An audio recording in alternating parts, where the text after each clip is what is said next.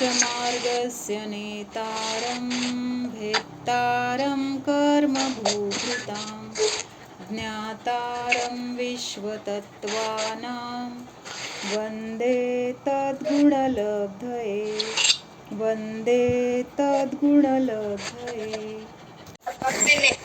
ज्यांनी कर्मरूपी पर्वतांचा नाश केला आहे, जे तिन्ही काळातील सर्व गोष्टी अशा या केवली भगवंतांना त्यांच्या गुणाची मला प्राप्ती व्हावी यासाठी मी नमस्कार करत आहे. तर आचार्य उमास्वामी विरचित तत्वार्थ सूत्र मोक्षशास्त्र आपण बघतोय. तर आत्तापर्यंत आपले 4 सूत्र झालेत. ह्या 4 सूत्राचा सार कोण सांगते किंवा प्रत्येक सूत्र आणि त्याचा अर्थ असं कोण सांगते? सम्यक दर्शन, ज्ञान, चारित्र आणि मोक्ष मार्ग. दर्शन, सम्यक ज्ञान, सम्यक चारित्र यांची एकता म्हणजेच मोक्ष मार्ग आहे. दुसरं सूत्र आहे श्रद्धा. तत्वार्थ श्रद्धानम सम्यक दर्शनम. ह्याचा अर्थ काय होतो? सूत्रामध्ये सम्यक दर्शन, ज्ञान, चारित्र यांची एकताच काय आहे तर मोक्ष मार्ग आहे. दुसरं सूत्र काय सांगतंय? तत्वार्थ श्रद्धानम सम्यक दर्शनम. ह्याचा अर्थ काय होतो? सम्यक दर्शन म्हणजे मागच्या सूत्रामध्ये काय सांगितलं होतं? तत्वार्थाचं श्रद्धान हे सम्यक दर्शन आहे. मग सम्यक दर्शन कसं उत्पन्न होते तर ते 2 प्रकारांनी सांगितले. एक तर निसर्गज आणि दुसरं अधिगमज. त्याच्यानंतर चौथं सूत्र आहे की जे 7 तत्व आहेत, 7 तत्वांवर श्रद्धान हे सम्यक दर्शन म्हटलंय. मग ही 7 तत्व कुठली आहेत तर ते चौथ्या सूत्रामध्ये सांगितलंय. कुठली आहेत ही 7 तत्व? त्यांच्यावर श्रद्धान हेच काय आहे तर सम्यक दर्शन म्हटलेलं आहे. मग आता ह्या सम्यक दर्शनाचं जसं आहे तसं स्वरूप आपण बघितलं आणि त्याच्याबद्दलची आपली आजपर्यंतची असलेली विपरीत मान्यता पण बघितली. काय आहे विपरीत मान्यता? जीवाला अजीव मानतो, अजीवाला जीव मानतो, कर्म जे येतंय तर त्या पुण्यकर्माला चांगलं मानतो किंवा त्या शुभभावानेच काय होतोय तर संवर होतोय म्हणजे कर्माचं येणं थांबतंय असं मानतो किंवा त्याच्यानीच निर्जरा होते किंवा त्याच्यानीच मोक्ष होतो, असं सगळं काय आहे आपली विपरीत मान्यता आहे. पण जीवाचं स्वरूप अजीवाहून पूर्ण वेगळं आहे हे आपल्याला जसं आहे तसं समजून घेतल्यानंतर समजतं. मग त्याच्यामध्ये काय सांगितलंय? शुभ कर्म असेल किंवा अशुभ कर्म असेल, दोन्हीही कर्म काय आहेत तर संसारालाच कारण आहेत. त्याच्यामधून आपल्याला सुख किंवा मोक्ष मिळणार नाही किंवा कर्माची निर्जरा होणार नाही. कर्माची निर्जरा होण्यासाठी किंवा संवर होण्यासाठी काय गरज आहे तर आपल्या आत्मस्वरूपामध्ये राहणं, त्याच्यामध्येच श्रद्धा नसणं, तर हेच काय आहे आपल्या संवर आणि निर्जरेचं कारण आहे. आणि अशा पद्धतीने निर्जरा होऊन सगळं कर्म जेव्हा संपणार आहे कशाच्या द्वारे? शुद्धोपयोगाच्या द्वारे, तेव्हा तिथं मोक्ष अवस्था प्राप्त होणार आहे किंवा सर्व दुःखातून आपली सुटका होणार आहे. तर हे आपण बघितलं. तर आता आज आपण 5वं सूत्र बघणार आहोत. कुठलं आहे 5वं सूत्र? निश्चय सम्यक दर्शनादि शब्दों के अर्थ समजने की रीती. मग आता हे सगळं आपण शिकतोय ना, म्हणजे 7 तत्व, त्यांचं स्वरूप किंवा मोक्षमार्ग काय आहे किंवा ह्या सगळ्या 7 तत्वांमध्ये आपल्यासाठी उपादेय किंवा आपल्यासाठी सुखाचं कारण काय आहे. मग हे सगळं समजून घेताना जे काही शब्द आहेत तर त्या शब्दांचे जसे आहेत तसे अर्थ किंवा एका शब्दाचे अनेक अर्थ असताना ज्या ठिकाणी जो अर्थ योग्य आहे तो अर्थ योग्य आपल्याला घेता आला पाहिजे. म्हणजेच त्या शब्दांचे सगळे अर्थ पहिल्यांदा आपल्याला माहीत असणं गरजेचं आहे. ते अर्थ समजल्यानंतर कुठल्या ठिकाणी कुठला शब्दाचा कुठला अर्थ घ्यायचा हे पण आपल्या लक्षात आलं पाहिजे. म्हणून आपल्याला इथं हे सगळं समजण्यासाठी काय पद्धत आहे किंवा कुठल्या मार्गाने समजून घ्यायचंय तर त्यासाठी हे सूत्र आहे. कशासाठी सांगितलं लक्षात आलं का? की आपल्याला जे काही शिकायचं आहे ते शिकत असताना, त्या शब्दांचे अर्थ समजून घेत असताना, तत्व समजून घेत असताना जे शब्द आहेत, आता समजा एक शब्द आहे तर एका शब्दाचे अनेक अर्थ असू शकतात, पण कुठल्या ठिकाणी त्या शब्दाचा काय अर्थ घ्यायचा हे जर आपल्याला समजलं नाही तर काय होणार आहे तिथं चुकीचा अर्थ निघणार आहे. चुकीचा अर्थ निघाला की काय होणार आहे? ज्ञान चुकीचं होणार आहे. ज्ञान चुकीचं झाल्यामुळं परत आपल्या सगळ्या क्रिया, आचरण चुकणार आहे आणि परत आपल्याला जे अपेक्षित आहे ते सुख आपल्याला मिळणार नाही. म्हणून काय सांगितलंय? हे सगळं व्यवस्थित समजून घेण्यासाठी आपल्याला हे सूत्र सांगतायत आता. म्हणजे पहिल्यांदा ते काय शब्द काय आहे, त्याचे अर्थ काय असू शकतात, आपल्याला कुठला अर्थ अपेक्षित आहे, हे सगळं आपल्याला समजण्यासाठी किंवा ते समजून घेण्याची पद्धती काय आहे तर ते इथं सांगतायत. 5वं सूत्र आहे नाम स्थापना द्रव्य भाव तस तन्यासह. काय सांगितलंय? परत एकदा. नाम स्थापना द्रव्य भाव तस तन्यासह असं हे 5वं सूत्र आहे. म्हणजेच काय आहे इथं? नाम स्थापना द्रव्य भाव हे 4 प्रकारचे काय आहेत तर निक्षेप आहे असं सांगितलंय. आता आपण हे पहिल्यांदा लक्षात येणार नाही, ज्यांना माहिती आहे त्यांना तर समजते, पण जे नवीन आहे त्यांच्यासाठी पहिल्यांदा इथं न्यास शब्द आपल्याला नवीन वाटतं. काय शब्द नवीन आहे? नाम स्थापना द्रव्य भाव हे तर आपण ऐकलेलं आहे किंवा ते आपल्याला एक वेळ माहितीचं वाटेल, पण न्यास हा शब्द काय आहे आपल्यासाठी नवीन आहे. तर न्यास शब्दाचा अर्थ काय होतो तर तिथं सांगितलंय न्यास म्हणजे निक्षेप म्हटलंय. आता निक्षेप हा शब्द पण काय आहे? नवीन आहे.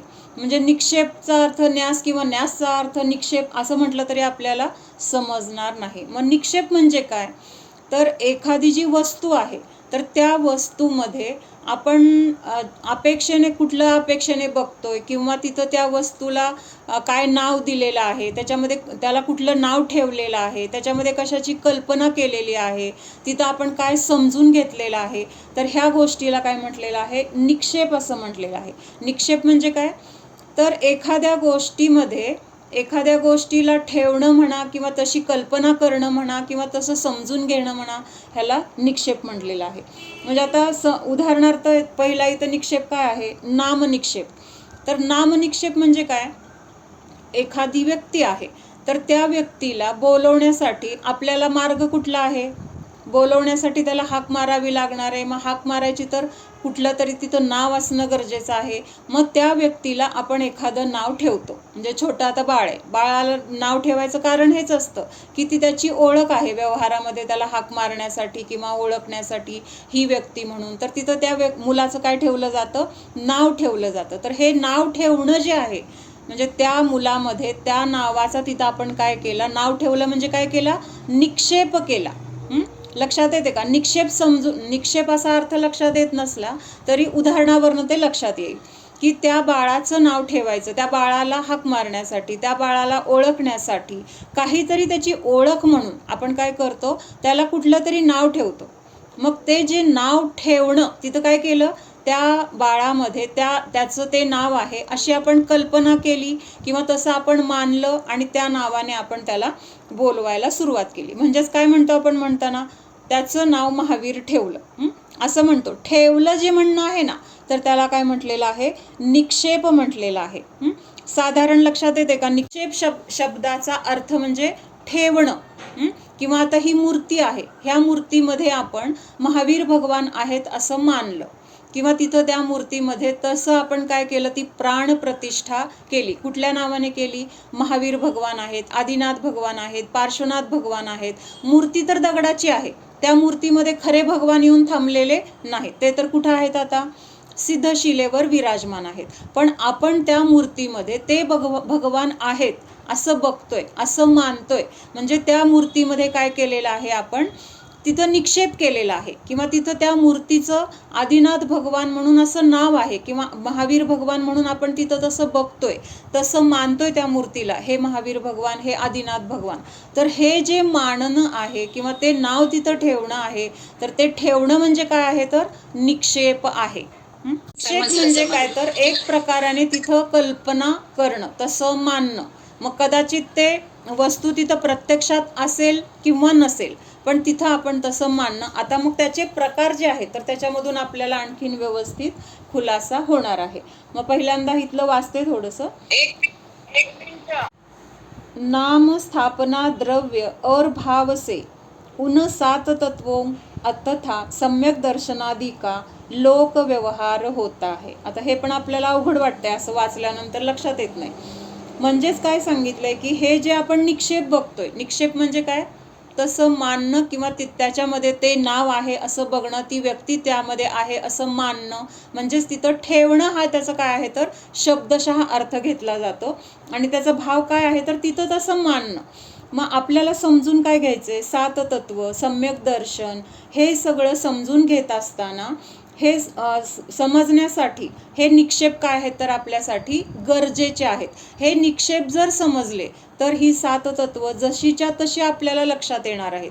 किंवा शास्त्रामध्ये जे जे काही लिहिलेलं आहे ते लिहिण्यामागं तो कुठला भाव आहे, तिथं कुठली अपेक्षा आहे, तिथं नक्की कुठला अर्थ घ्यायचा आहे, हे आपल्याला समजणार आहे. कधी समजणार आहे, जर हे निक्षेप आपल्याला समजले तर, किंवा ते निक्षेप म्हणजे काय, त्याच्या मागचा हेतू काय, हे सगळं लक्षात आलं तर हे व्यवस्थित समजण्यासाठी उपयोगी होणार आहे.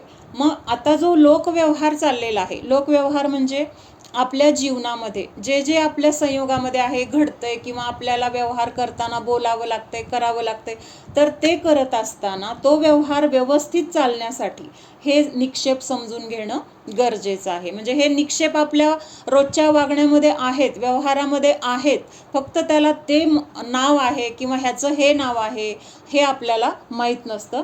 तर ते इथं आपण आता समजून घेतोय. म्हणजे हे कशासाठी आहेत निक्षेप, जर हे व्यवस्थित समजले तर लोकव्यवहार पण व्यवस्थित होणार आहे आणि आपलं परमार्थ पण व्यवस्थित होणार आहे. पान नंबर 22 आहे, वक्ता के मुख से निकले हुए शब्द के अपेक्षा को लेकर भिन्न भिन्न अर्थ होते हैं. उन अर्थों में व्यभिचार दोष न आए और सच्चा अर्थ कैसे हो यह बताने के लिए यह सूत्र कहा है. म्हणजे हे सूत्र सांगण्याचा हेतू काय आहे तर तो हेतू त्यांनी इथं सांगितलंय. म्हणजे जे काही शब्द आहेत जिनवाणीचे असतील किंवा वक्त्याच्या द्वारे शब्द जे सांगितले जातात, तर ते शब्द कुठल्या अपेक्षेने सांगितलेले आहेत हे आपल्या लक्षात आलं पाहिजे. कारण एका शब्दाचे अनेक अर्थ आहेत. आता पाणी शब्द आहे, आता पाण्याचं तर जल म्हटलं जाईल, किंवा अजून काय नीर म्हटलं जाईल, उदक म्हटलं जाईल, म्हणजे असे वेगवेगळे त्याचे काय आहेत तर नावं आहेत. मग ते नावं, त्याचा प्रत्येकाचा अर्थ कुठं काय पाहिजे हे आपल्याला लक्षात आलं नाही तर काय होणार आहे, तिथं दोष येणार आहेत. आणि दोष आल्यामुळं तिथं काय होणार आहे, जे तिथं अपेक्षित आहे, जे समजून घ्यायचं आहे, तर ते आपल्याला व्यवस्थित समजणार नाही. म्हणून त्याचा योग्य काय अर्थ आहे किंवा खरा काय अर्थ आहे हे समजून घेण्यासाठी हे सूत्र सांगितलं आहे. म्हणजे आता समजा उदाहरण काय आहे तर सैंधव कशाला म्हटलेलं आहे, सैंधव, सैंधव म्हणजे आपण जे जेवणामध्ये वापरतो ते मीठ किंवा लोण, ह्याला पण सैंधव म्हणतात. आणि दुसरं घोड्याला पण काय म्हणतात, सैंधव म्हणतात. मग आता सैंधव आणा असं जर म्हटलं तर तिथं कुणी सांगितलंय ते सैंधव आणायला, तिथं कुठली अपेक्षा आहे, म्हणजे लोण आणायचंय का घोडा आणायचंय हे लक्षात आलं पाहिजे. जर नाही आलं तर काय होणार, आता राजा जेवायला बसलाय आणि राजाने काय सांगितलं, सैंधव पाहिजे. आता सैंधव पाहिजे म्हणजे काय, जेवणामध्ये कुठंतरी मीठ कमी असेल म्हणून त्यांनी सैंधव आणायला सांगितलं किंवा मागितलं. मग तिथं एक जण कोणीतरी त्याचा नोकर होता, तो काय केला, पळत पळत गेला आणि त्यांनी जाऊन घोडा आणला. आता त्या घोड्याचा तिथं योग्य काय वापर आहे का, गरज आहे का घोड्याची, तर तिथं कशाची गरज आहे, तर तिथं काय सांगितलं की राजाने मागितलं होतं सैंधव, म्हणजे त्याला मीठ हवं होतं, आणि तिथं आणलं गेलं काय तर घोडा आणला गेला. मग आता घोडा आणून तिथं त्याला काय उपयोग आहे का, किंवा ते योग्य आहे का, मग राजा काय करणार, काहीतरी त्याला शिक्षा करणार ना, तुला कळत नाही का मी मागितलंय काय आणि तू आणतोय काय. म्हणून तिथं शब्दाचे अर्थ जर व्यवस्थित कळाले तर कुठं कुठला शब्द अपेक्षित आहे किंवा त्या शब्दाचा तिथं काय अर्थ घ्यायचा हे आपल्या लक्षात येणार आहे. म्हणून ह्याच्यासाठी हे निक्षेप काय आहेत, गरजेचे आहेत. म्हणून त्यांनी सांगितलं की दोष नाही आला पाहिजे. जे काही आपण ऐकणार आहे किंवा जे काही आपल्याला समजून घ्यायचं आहे तर त्याच्यामध्ये दोष येऊ नये, व्याभिचार येऊ नये, म्हणजे चुकीचा अर्थ निघू नये, जसा आहे तसा अर्थ आपल्याला समजावा, ह्याच्यासाठी हे निक्षेप आहेत आणि त्यासाठी हे सूत्र सांगितले. इन अर्थों के सामान्य प्रकार चार किए गए हैं. पदार्थों के भेद से न्यास अथवा निक्षेप कहा जाता है. मग काय सांगितले तर असे निक्षेप तर खूप आहेत. जेवढे शब्द आहेत त्या शब्दांचे जेवढे अर्थ होतील तेवढे निक्षेप म्हटले जातील. पण इथं मुख्य प्रकाराने किंवा एक सामान्य पद्धतीने 4 तिथं काय सांगितलेले आहेत, निक्षेप म्हणजे मुख्य जे म्हटले जातात ना, तर तिथं मुख्यतेने हे 4 निक्षेप सांगितलेले आहेत. प्रमाण और नय के अनुसार प्रचलित हुए लोक व्यवहार को निक्षेप कहते हैं. म्हणजे प्रमाण म्हणजे काय, ज्ञान किंवा वस्तू, त्या वस्तूला जाणण्यासाठी त्या वस्तूचे अनेक अंश आहेत. म्हणजे आता समजा आपण म्हणतो ना की द्रव्य आहे, मग द्रव्यामध्ये गुण किती आहेत, अनंत आहेत. मग आता जीव आहे, जीवामध्ये गुण अनंत आहेत. मग त्या जीवाचं स्वरूप समजून घेत असताना आपण काय म्हणतो, जीवामध्ये ज्ञान आहे. म्हणजे जीव तर अनेक गुणांचा पिंड आहे, तरी पण तिथं समजून घेताना पहिल्यांदा काय म्हटलं गेलं, जीवामध्ये ज्ञान आहे. मग हे जीवामधल्या एका गुणाला फक्त तिथं मुख्य केलंय पहिल्यांदा समजून घेण्यासाठी. काय केलेलं आहे, एका गुणाला तिथं आपण समजून घेतोय की बाबा जीवामध्ये ज्ञान असतं. मग तिथं जीवाच्या एका अंशाला आपण जाणलं, तेवढं ज्ञान म्हणजे जीव आहे का, जीव तर अनंत गुणांचा पिंड आहे. पण असं असताना पण एकदम आपल्याला समजून येत नाही. मग आपण काय करतो, सगळं थोडं थोडं थोडं किंवा अंशाने आपण ते समजून घेण्यासाठी प्रयत्न करतो. मग अशा अंशाला जाणत असताना सगळी पूर्ण वस्तू पण नंतर जाणण्यात येणार आहे. पण सुरुवातीला जाणताना आपण एक एक त्याचा गुण जाणतोय, एक एक त्याचा अंश जाणतोय. मग हा एक अंश जो आहे, एका अंशाला जाणणं जे आहे, तर त्याला काय म्हटलेलं आहे, नय म्हटलेलं आहे. म्हणजे अनेक धर्म आहेत त्या वस्तूमध्ये, पण त्यातील एका धर्माला जेव्हा आपण जाणतो तेव्हा त्या एका अंशाला काय म्हटलेलं आहे, नय म्हटलेलं आहे. एका अंशाला किंवा एका धर्माला किंवा त्या द्रव्यामधील असलेल्या एका भागाला तिथं काय म्हटलेलं आहे, नय म्हटलेलं आहे. म्हणजे नय सुद्धा काय आहे, त्या द्रव्याला समजून घेण्याचा तो मार्ग आहे किंवा ती पद्धत आहे. त्याद्वारे आपल्याला वस्तू काय आहे किंवा कशी आहे हे समजून घेण्यासाठी उपयोग होणार आहे.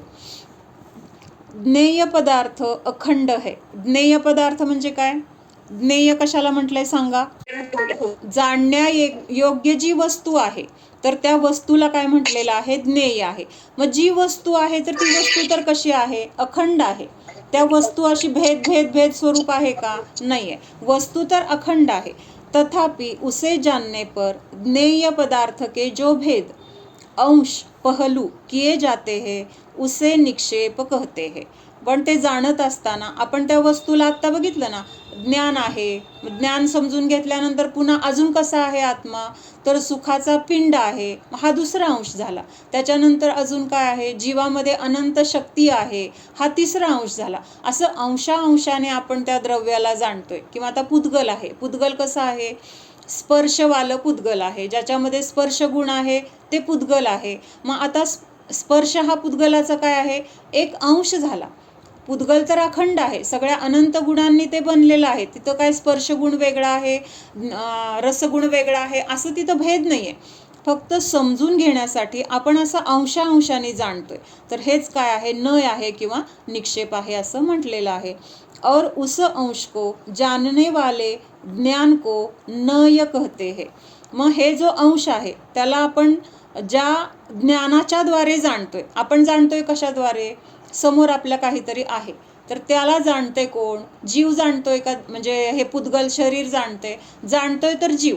पण कशाच्या द्वारे जाणतोय जीव, तर जीवामध्ये जो ज्ञान गुण आहे त्या ज्ञान गुणाच्या द्वारे जे जे काही आहे ते जीव जाणतोय. म्हणजे तिथं जाणण्याचं काम कोण करतंय, तर ज्ञान करते. मग अशा एका अंशाला जाणणाऱ्या ज्ञानाला, म्हणजे आता एका गुणाला जाणता येते ज्ञान, तर त्या ज्ञानाला काय म्हटलेलं आहे, मग नय म्हटलेलं आहे. का म्हटलेलं आहे, तर ते अखंड त्या द्रव्याला नाहीये जाणत, त्या द्रव्यामध्ये असलेल्या एका अंशाला ते ज्ञान जाणते किंवा त्या निक्षेपाला ते ज्ञान जाणते. त्याला काय म्हटलेलं आहे, नय असं म्हटलेलं आहे. निक्षेप नय का विषय है और नय निक्षेप का विषयी है, विषय करने वाला है. नवीन शब्द आहेत किंवा आपल्याला पहिल्यांदा ऐकत असेल, थोडंसं अवघड वाटलं तरी पुढं म्हणजे एवढं काय अवघड नाही, नंतर लक्षात येणार आहे. मग आता इथं काय सांगितलंय, नय कशाला म्हटलेलं आहे, तर जे वस्तूच्या अंशाला जाणलं जाते.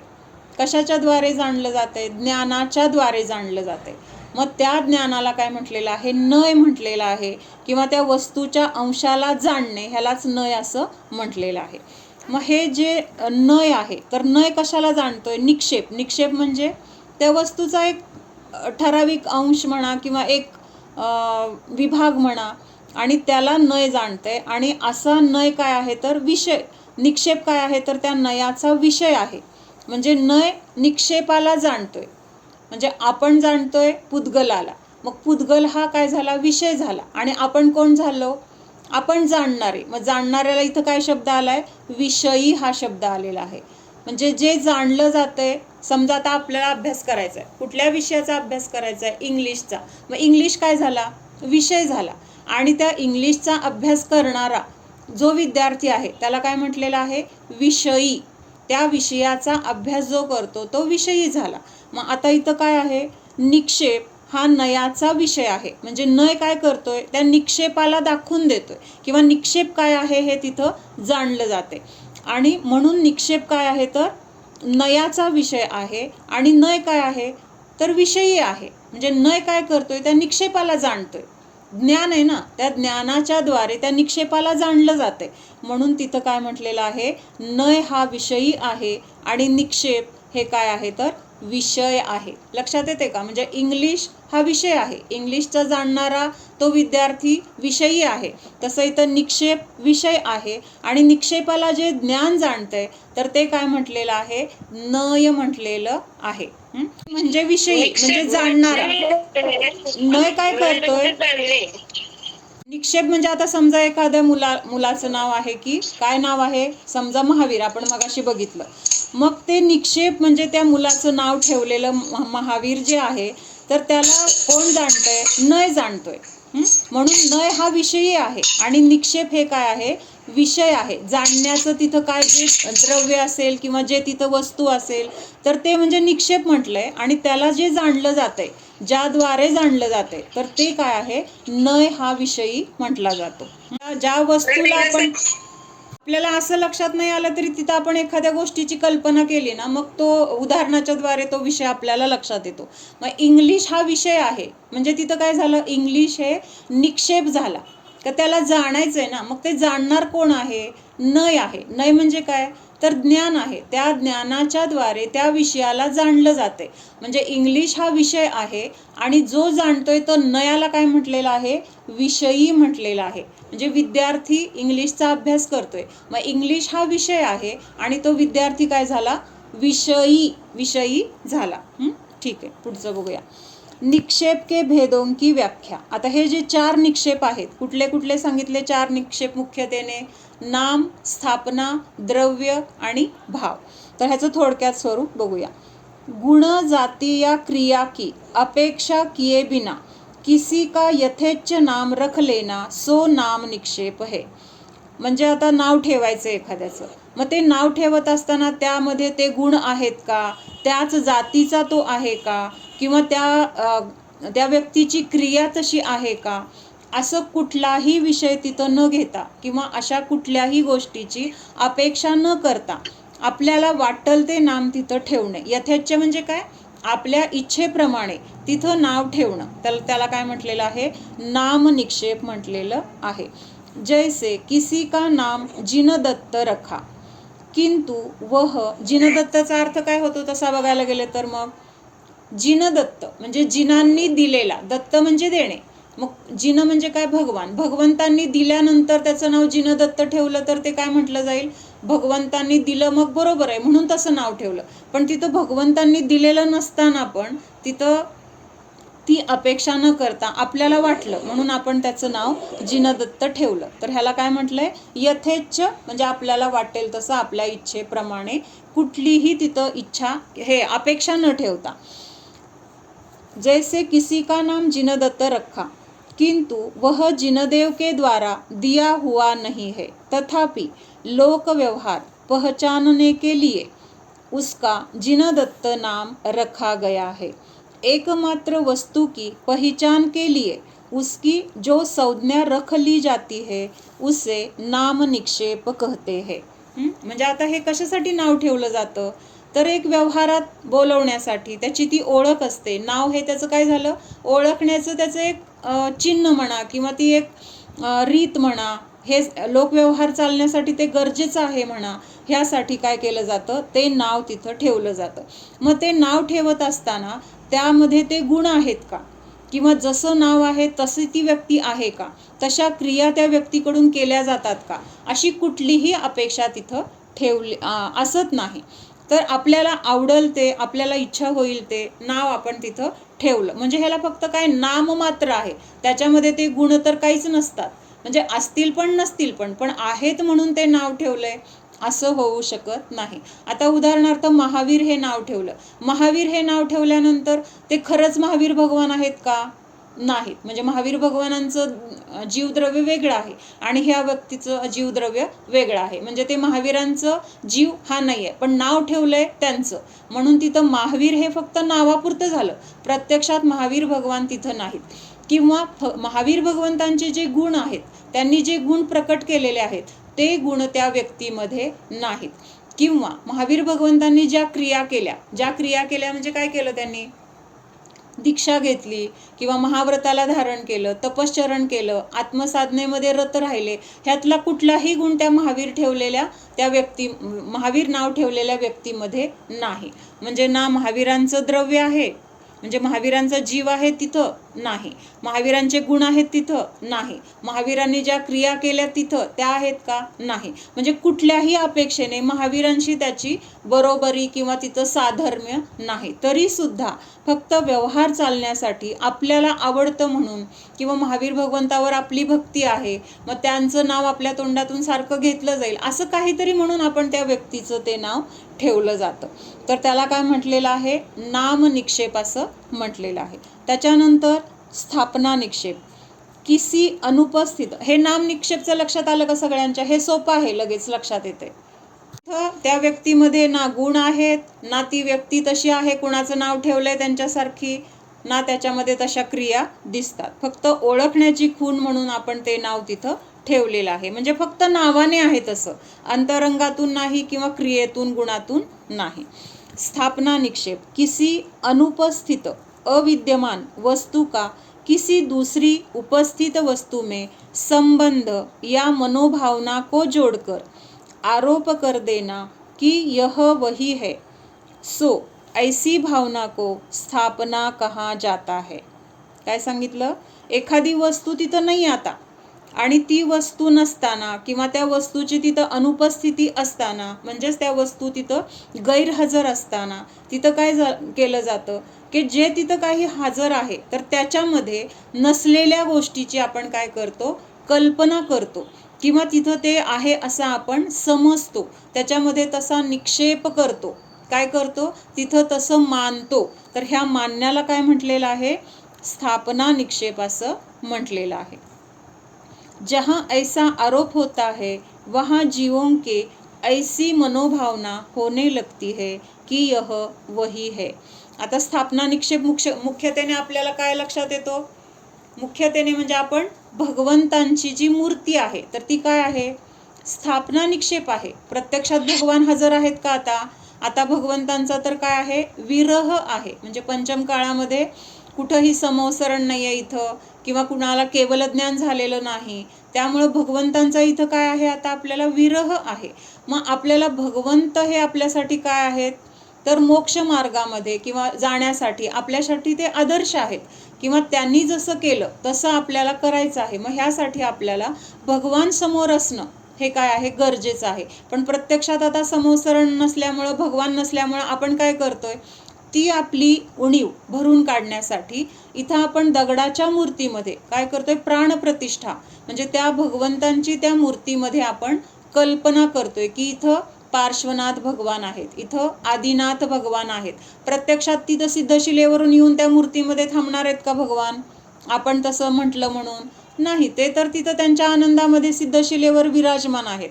पण इथं आपण आपल्यासाठी, कशासाठी, आपल्या परिणामांच्या विशुद्धीसाठी किंवा आपल्याला आदर्श म्हणून त्यांच्याकडे बघितल्यावर तसे भाव हवेत, त्यांनी कसं आत्मसाधनेच्या द्वारे सुख मिळवलं, त्यांनी कसा कर्माचा नाश केला, ते कसे दुःखातून मुक्त झाले, मला पण तसं दुःखातून मुक्त व्हायचे, ह्यासाठी आपण काय करतोय, त्या मूर्तीमध्ये त्या भगवंतांना ते आहेत असं प्रत्यक्षात समजतोय, मानतोय.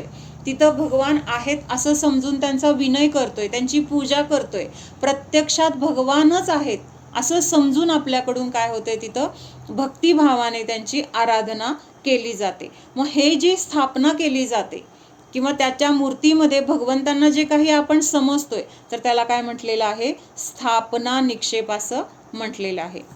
लक्षात येत आहे? सोपं आहे हे. स्थापना निक्षेप तर सगळ्यांना साधारण माहित आहे. राजूबून लक्षात येत आहे का?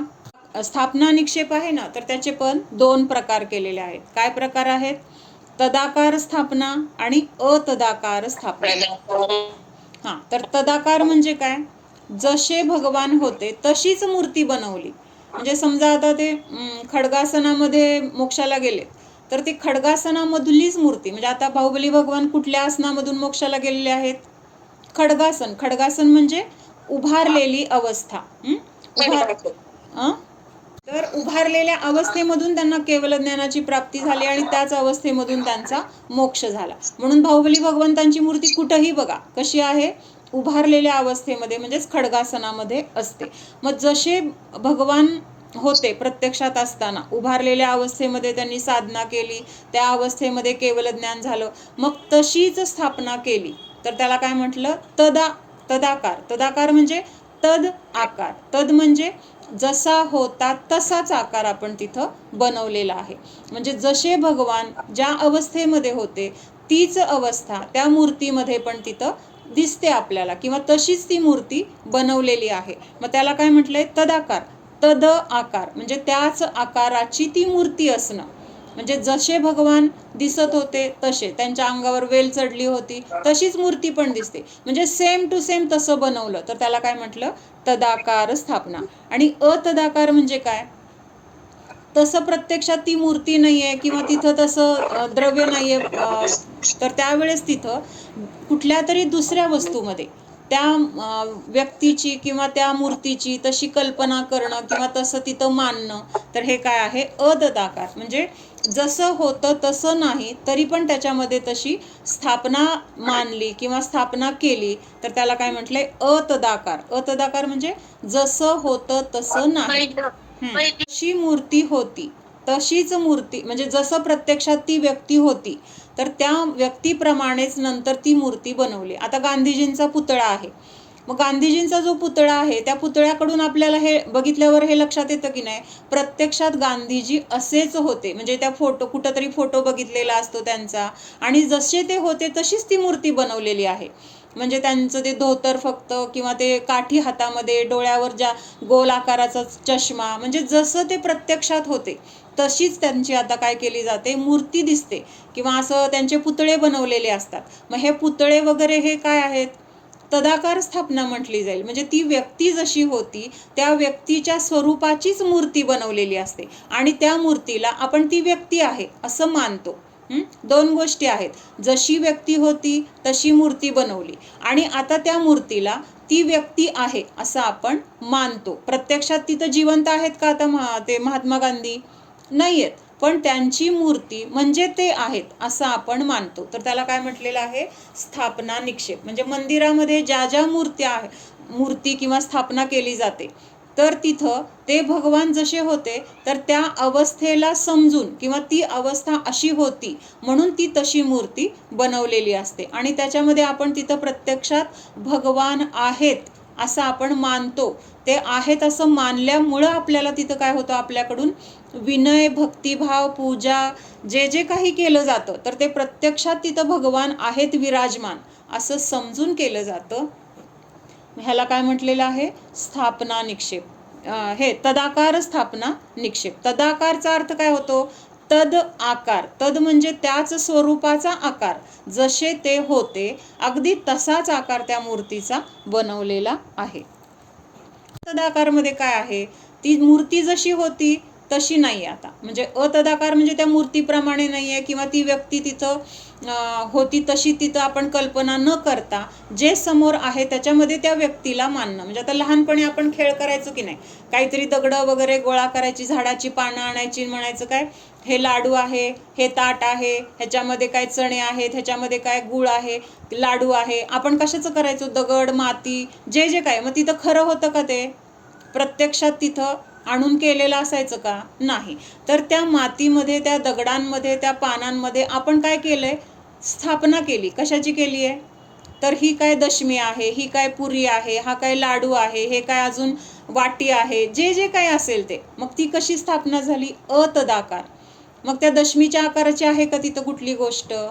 लाडूच्या आकाराचं तिथं काय आहे? दगड आहे. त्या दगडाला आपण म्हणतो हा लाडू खा. लहान मुलं खेळतात की नाही? समजून घ्या. सगळ्यांना माहिती आहे, हे लहानपणी सगळेजण खेळलेले आहेत. मग तिथं आपण त्या दगडाला लाडू म्हणतोय, पण तो लाडू सारखा आहे का दगड? नाहीये. म्हणजे आकार कसा आहे त्याचा? वेगळा आहे. मग तिथं काय म्हटलंय? अतदाकार. म्हणजे तसं नसलेलं ते आकार, तसं नसलेलं ते रूप. मग तिथं काय झालं? ते अतदाकार. किंवा अजून आपण मंदिरमध्ये असं स्थापना करतो. खरं तर ती स्थापना करायची गरज नाही आहे, पण अशी पद्धत आहे की नाही, जेव्हा आपण म्हणजे पूजा सुरू करतो, पूजा सुरू केल्यानंतर पहिल्यांदा काय करतो? त्या भगवंतांची तिथं स्थापना करतो. काय करतो? अत्र अत्र तिष्ठ तिष्ठ ठठ स्थापनम वगैरे असं म्हणतो की नाही. म्हणजे काय करतो? त्या तांदळामध्ये किंवा त्या लवंगेमध्ये आपण भगवंतांना तिथं आहेत ते असं आपण तिथं कल्पना करतो, किंवा तसं आपण तिथं स्थापना करतो. मग आता ते तांदूळ म्हणजे भगवान आहेत का? लवंग म्हणजे भगवान आहेत का? किंवा भगवानांचा आकार आहे का लवंगेचा? लवंग वेगळे आहे, तांदूळ वेगळे आहेत, आकार त्या भगवंतांचा जरा सुद्धा साम्य नाहीये तिथं. तरी पण त्या तांदळामध्ये किंवा त्या लवंगेमध्ये काय केलं जातं? भगवानच इथं विराजमान होत आहेत. मग तिथं म्हणतो आपण या या इथंच थांबा, माझ्याजवळ थांबा, मला सोडून जाऊ नका, असे आपण तिथं भगवंतांना काय करतो? विनंती करतो. तर आम्हा सांगत होत्या की अशी स्थापना करायची नाही. सगळेजण नीट ऐका. म्हणजे आपण तांदळाची स्थापना करतो किंवा लवंगेची करतो मुख्यतेने, पण काही जण तांदळाची पण करतात. तर ही स्थापना करणं चुकीचं आहे असं आम्हा नेहमी सांगायच्या. त्याच्या मागचं कारण हे आहे की आपण तिथं काय करतोय? त्या लवंगेमध्ये भगवान आहेत अशी आपण स्थापना करून तिथं ते ठेवतोय, ते जे पात्र असतं त्याच्यामध्ये. मग तिथं ते पूजा झाल्यानंतर आपण काय करतो?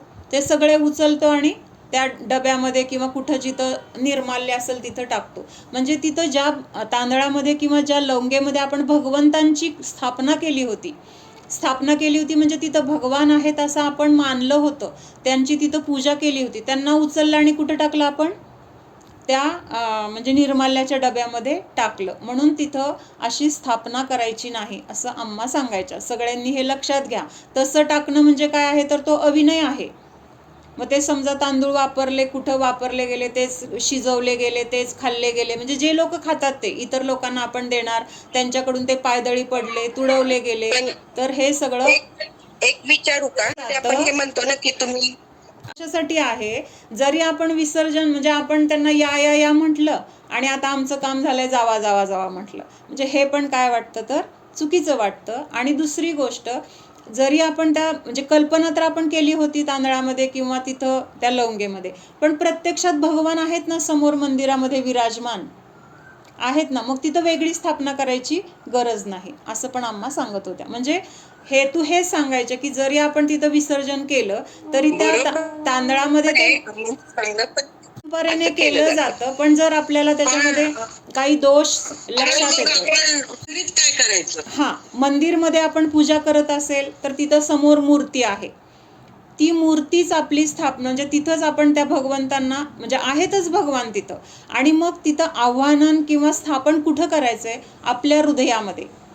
काय करायचंय? या तुम्ही माझ्या हृदयामध्ये या, इथंच विराजमान व्हा, इथंच थांबा, मला सोडून जाऊ नका, माझ्याजवळच राहावा, हे तिथं आपण म्हणतो. अत्र अत्र तिष्ठ तिष्ठ ह्याचा अर्थ काय होतो? आपण म्हणताना लक्षात येते का? सगळ्यांच्या पूजा आपण सगळेजण करतो, पण ते तोंडात शब्द बसलेले असते, ते शब्द फक्त उच्चारले जातात, त्याच्या मागं भाव काय आहे हे लक्षात येते का? तर भगवंतांना आपण बोलवतोय, मग तिथं त्या म्हणजे स्थापना करण्याच्या त्या काय म्हणतात त्याला, ताटली म्हणा किंवा ते तिथं स्थापना करण्यापेक्षा त्याच्यापेक्षा उत्कृष्ट ठिकाण आहे ना आपल्याजवळ. कुठलं आहे? आपलं हृदय, आपलं मनमंदिर.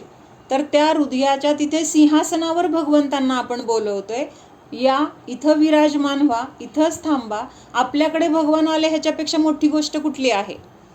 म्हणजे तिथंच म्हणजे सगळ्यात उत्कृष्ट जागा आपण त्यांना देतोय, तिथं आपण त्यांची स्थापना करतोय, तिथं त्यांना विराजमान करतोय, तिथं आल्यानंतर त्यांची आपण पूजा करतोय.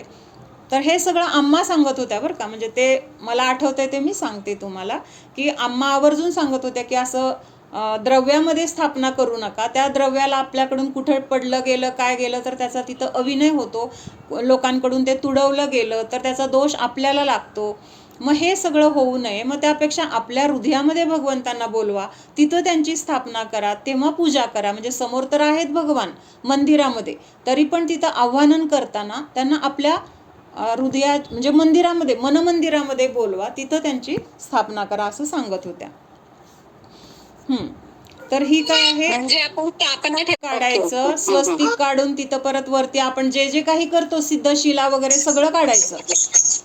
म्हणजे 4 अनुयोग, 3 रत्नंत्रे आणि वरती सिद्धशिला हे सगळं काढायचं. पण तिथं सिद्धशिलेच्या तिथं स्थापना म्हणून कुठलं द्रव्य म्हणजे तांदूळ किंवा तिथं लवंग ठेवायचं नाही.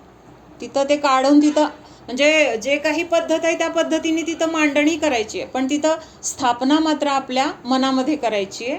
तिथं जर केली तर त्याचं कारण हे सांगितलंय की बाबा तसे दोष लागतात, ते खाल्लं गेलं तर काय झालं मग तिथं, मग त्याचे दोष ज्यांनी स्थापना केली त्यांना लागणार आहेत. खाणाऱ्याला त्याचं काय माहीत नाही मला, पण आता इतर लोकच खातात, त्यामुळं आपल्यात तर असं कोणी निर्माल्य वगैरे पंडित पण खात नाहीत, किंवा खात असतील तर ते चुकीचं आहे.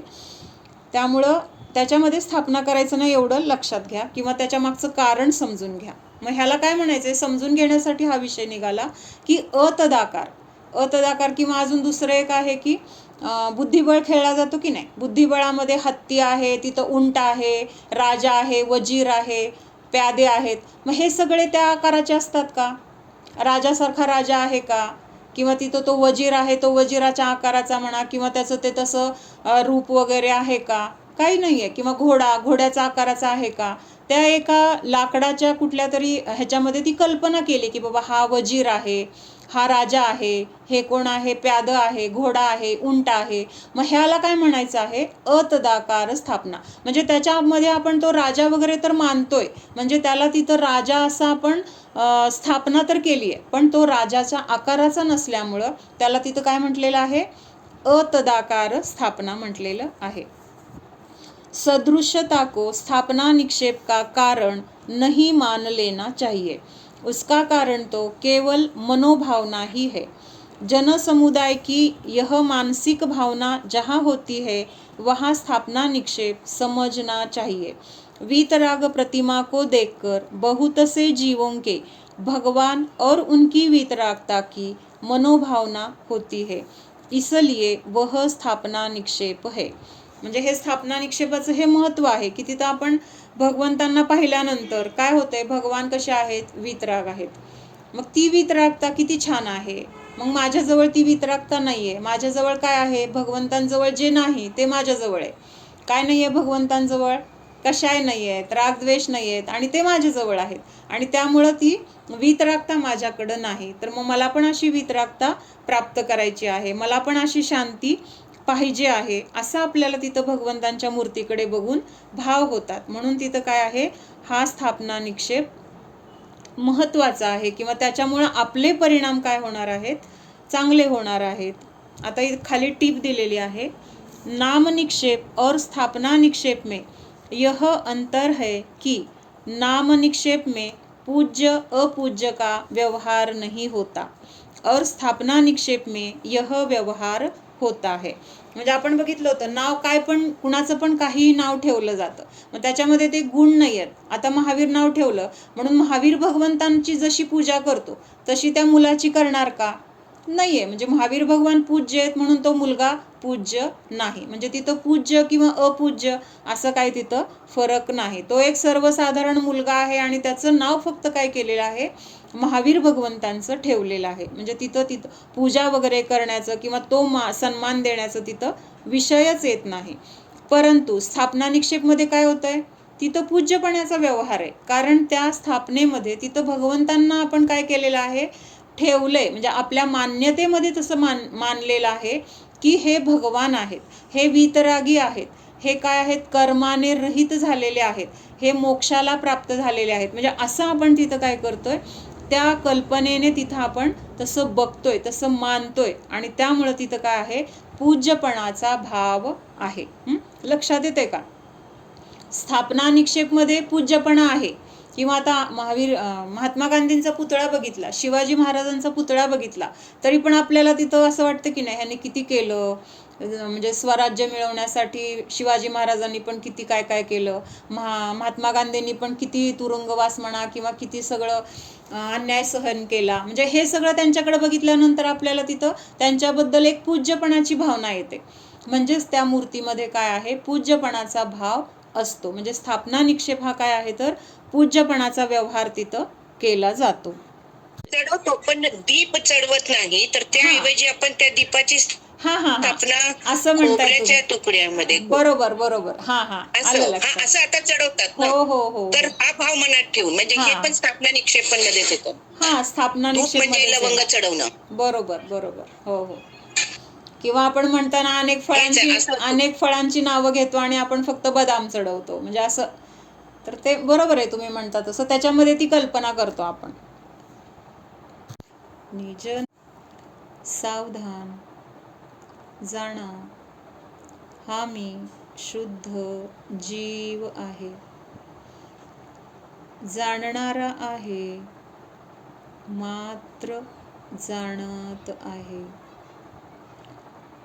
जाणणे सोडून मी अन्य काहीही करणारा नाहीच. जाणा,